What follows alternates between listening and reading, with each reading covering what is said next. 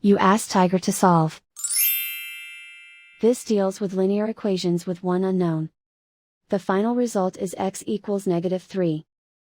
Let's solve it step by step. Simplify the expression. Expand the parentheses. Simplify the arithmetic. Group like terms. Multiply the coefficients. Group like terms.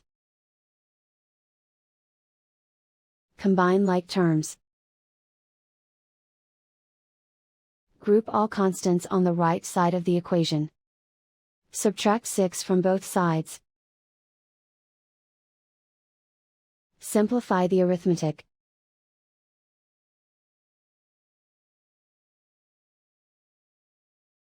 Isolate the x. Divide both sides by -3. Cancel out the negatives. Simplify the fraction. Move the negative sign from the denominator to the numerator. Find the greatest common factor of the numerator and denominator. Factor out and cancel the greatest common factor. And so the final result is x equals -3.